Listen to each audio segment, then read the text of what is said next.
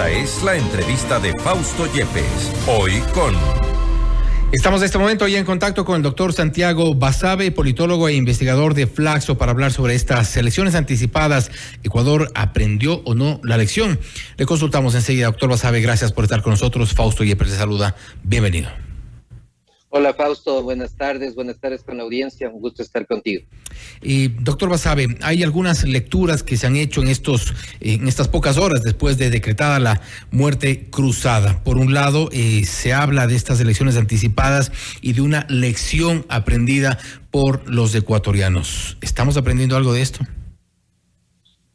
Bueno, no, en lo de fondo me parece que no. O sea, el hecho de la muerte cruzada, el hecho de que la asamblea se haya cerrado, más allá de que a la ciudadanía le pueda provocar alegría, desafortunadamente es así, que esté contenta con eso, no avisora tampoco tiempos mejores. Y me refiero específicamente a que pronto tendremos una nueva elección de presidente, una nueva elección de legislatura, y seguramente van a ser el mismo nivel, a la misma calidad, igual o mayor corrupción que lo que hemos observado ahora. No hay motivo para creer que esto vaya a cambiar, y esto se da básicamente por un elemento fundamental, y es que el código de la democracia, las reglas de juego siguen siendo las mismas. Y las reglas de juego en el Ecuador dan cuenta de un sistema político que está diseñado para que los corruptos y los incapaces sean los que accedan a la vida política del país. Es muy fuerte y muy feo decirlo, pero es la verdad. El sistema está hecho para eso, y la gran mayoría de actores políticos lo saben, y por eso no tienen ningún interés en generar un cambio.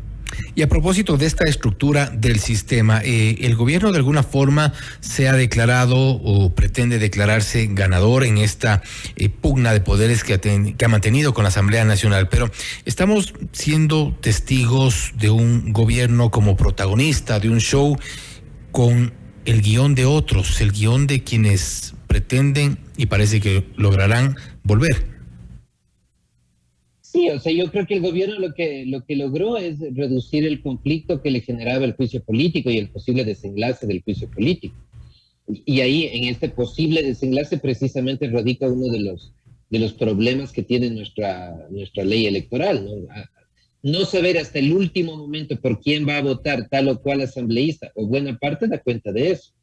No creo que sea una victoria en sentido amplio del gobierno. Es ha bajado la tensión, efectivamente, pero también ha reducido eventualmente su periodo de vida política como gobierno de 2 años a 6 meses. Entonces, hay de lado y lado. Pero yo creo que hay otros actores también que se han visto beneficiados, y la Revolución Ciudadana me parece que es la que, entre las organizaciones políticas, la que termina mejor posicionada y con aspiraciones importantes o con probabilidades importantes de tener un buen desempeño en la próxima contienda, tanto de legislaturas como la presidencial. A pesar de que desde la Revolución Ciudadana, me refiero a la bancada de UNES concretamente dentro del legislativo, le han tildado al presidente de cobarde, le han insistido en su supuesta responsabilidad en este presunto delito de peculado, han insistido en rechazar inicialmente esta muerte cruzada, pero son ahora o en medio de la reacción política, ¿son los grandes ganadores de este proceso? No sé si grandes ganadores, pero sí muy beneficiados. La declaración de la asambleísta Marcela Holguín a nombre de la bancada es decidora a las pocas horas en realidad de la muerte cruzada. Dice que esto no era constitucional, pero que sin embargo lo aceptan, porque evidentemente eso les beneficia mucho más que otras organizaciones políticas. Entonces, comparativamente, quien tiene más espacios para presentar candidatos en el cortísimo plazo, porque esto va a ser cuestión de unas semanas nada más, quien tiene más actores políticos, más cuadros, sin que sean muchos tampoco, quien tiene un poco más de estructura política a nivel nacional, sin que esto quiera decir que es un partido consolidado, es la Revolución Ciudadana. Y a juzgar por ese parámetro, al menos comparativamente con Pachacuti, con Izquierda Democrática, con el Partido Social Cristiano o con el propio CREO, el movimiento de gobierno, me parece que corren con una ventaja que puede ser importante y decisiva al final. Y voy a tomar parte de sus palabras en una de sus columnas en el portal Primicias. ¿Son de alguna forma la Revolución Ciudadana, a propósito de la muerte cruzada, los herederos del muerto? Los herederos que llevan la mejor parte, efectivamente, los que estuvieron esperando mucho tiempo para adquirir la herencia y les llegó el momento. Y me parece que es así, porque podrían capturar el poder político no en el 25, sino mucho antes, a finales del año 23, y eso me parece que para ellos, dentro de su libreto general, que es mucho más amplio, eso es una victoria al menos parcial, mientras que del otro lado está el Partido Social Cristiano, Pachacuti y la Izquierda Democrática, que me parece que son los que menos terminan favoreciéndose con esta decisión, sino abiertamente perjudicándose, nuevamente pensando en lo que se viene en términos electorales. A pesar de haber sido quienes colaboraron para este proceso. A pesar de haber sido quienes colaboraron con este proceso, porque me parece que este proceso era previsible que sea UNES el que esté al frente. O sea, eso lo esperan la oposición a UNES y la gente que sigue a UNES. Pero la actitud del Partido Social Cristiano, esa alianza, me parece que le va a pasar una factura en términos electorales, porque en principio era un partido que no tenía ninguna cercanía con UNES, pero al final terminaron en una alianza importante y sólida. Claro, esto es lo que podría pasar, ¿no? Porque también alguien con más edad me podría decir, y con razón, que hicieron ya en el pasado un pacto con el PRE, por ejemplo, el pacto de la regalada gana, que hicieron un pacto con el PRIAN, el pacto de las guayaberas, y a pesar de eso siguieron con vida política, y eso podría pasar ahora. Sí, efectivamente también podría pasar ahora. Sin embargo, me parece que antes, en esas épocas, en esos pactos, el Partido Social Cristiano tenía más cuadros políticos, tenía más gente alrededor, más fuerza de lo que tiene ahora. Tal es así su debilidad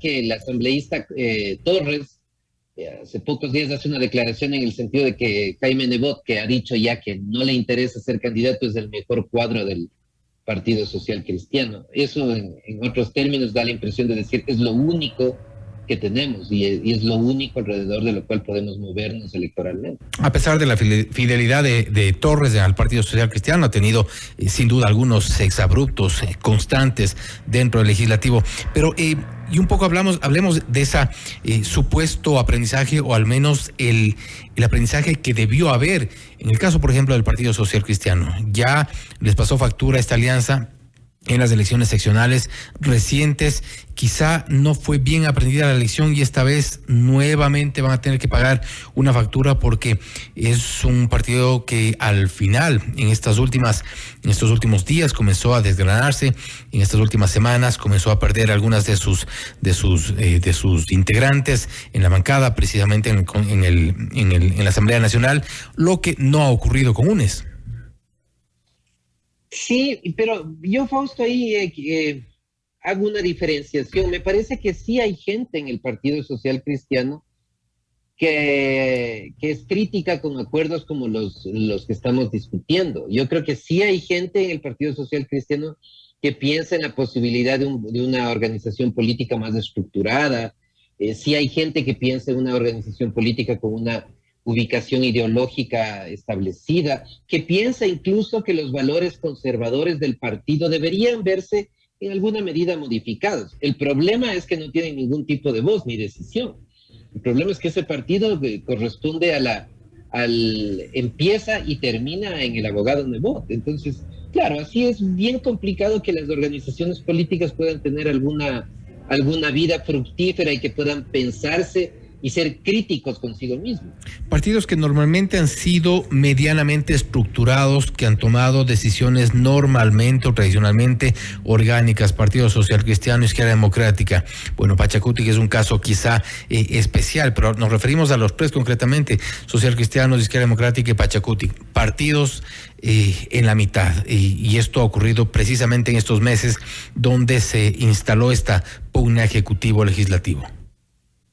Sí, efectivamente, en el caso de la Izquierda Democrática me parece que es una fractura que es de larga data, que lo que ahora se observa son ya las consecuencias, el escenario, las figuras, las imágenes finales de estas diferencias. A mí me parece que luego de esa ruptura importante que tuvo el partido como recordarán las personas de más edad, cuando hubo esa elección interna para la candidatura presidencial entre el doctor Borja y el ingeniero Raúl Vaca Carbo, las cosas ya no quedaron bien al interior del partido. Y luego de eso se perdió liderazgos importantes que tuvo ese partido, que se fueron perdiendo, unos porque se fueron del partido a propósito de esta disputa, y otros por un tema de ciclo vital, nada más, ¿no? Que pasaron los años y ya pasaron al retiro, y el partido no supo renovarse, no ha tenido un espacio para pensarse ideológicamente cuál es su posición real ahora, que no puede ser que tenga la visión de la socialdemocracia de los 80s, ¿no? 40 años después, cuando muchas cosas han cambiado. No digo que se cambien a ser un partido de extrema derecha, desde luego. Entonces, eso se observa ahora, ¿no? Una asamblea con al menos 2 bloques de la izquierda democrática, si no son 3, y que creo que es un partido que desafortunadamente cada vez da pasos más hacia atrás, y dependiendo de este proceso electoral, yo creo que va a tener serias complicaciones de mantenerse en la arena política. ¿Qué opción le queda al gobierno en estos pocos meses de gestión? ¿Seguir intentando una reivindicación, intentar una reparación, un giro quizá en sus políticas para tener algo de, no me atrevo a decir credibilidad, pero al menos recuperar algo de la aceptación, o estará maniatado durante todo ese tiempo? Bueno, yo creo que tiene un tiempo sin la asamblea, lo cual es bastante, ¿no? No es todo, pero es bastante. Por ahí, si es que el gobierno identifica 2 o 3 temas claves en la materia económica para que pueda pasarlos previa aprobación, previa procedibilidad de la Corte Constitucional, podría ser bastante.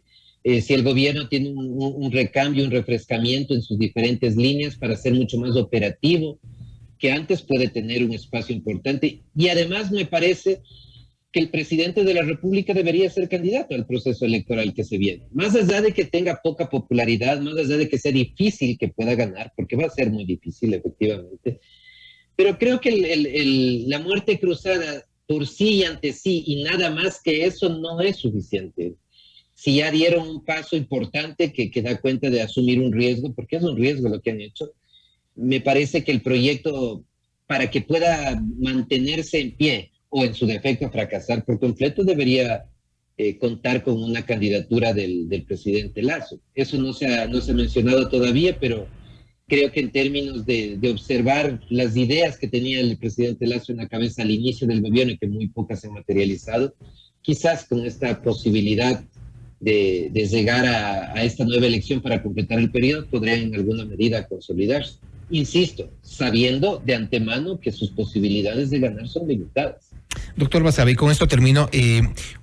Una vez que se ha disuelto la Asamblea Nacional, y eso entendemos, hay un gran apoyo por parte de la ciudadanía, no obstante las consecuencias, los efectos que esto pueda tener ya en el mediano plazo, es el retorno del correísmo gracias a los favores de Lasso. Hay veces en que se toman decisiones en la política que te resuelven un problema, pero te abren otros frentes. Y me parece que ese es lo que le tocó al presidente de la República, porque no tenía mayores opciones. La otra era esperar a que sea destituido en la Asamblea Nacional y que el vicepresidente Borrero asuma el poder y el país se quede ahí sí en una congeladora de 2 años. Me parece que en medio de lo dificultoso que puede parecer lo que está sucediendo ahora, y que de hecho lo es, creo que era la opción que tenía. Y en esa opción se juega evidentemente la posibilidad de que el correísmo llegue al poder antes del 25. Y es una posibilidad real, además, una posibilidad cierta, una posibilidad que tiene muchos espacios para materializarse, pero así es la política. No son decisiones que afectan solo a un sector en específico, sino que pueden generar diferentes tipos de consecuencias, a veces inimaginables. En este caso, yo asumo que el gobierno también valoró lo que puede implicar respecto al correísmo, pero al menos pudo salvar su permanencia en el gobierno, al menos por unos meses más. Doctor Basabe, voy a poner a consideración de nuestros oyentes y también para comentarlo con usted inmediatamente, un audio que grabó del expresidente de la Asamblea Nacional, Virgilio Saquicela, en enero pasado. Lo ha colgado en su cuenta de Twitter nuestro compañero Hernán Higuera, y allí él se refiere a la muerte cruzada, una versión distinta a la que ha tomado hoy. Escuchemos, por favor. Que abusando de sus potestades interfieren en las demás funciones del Estado.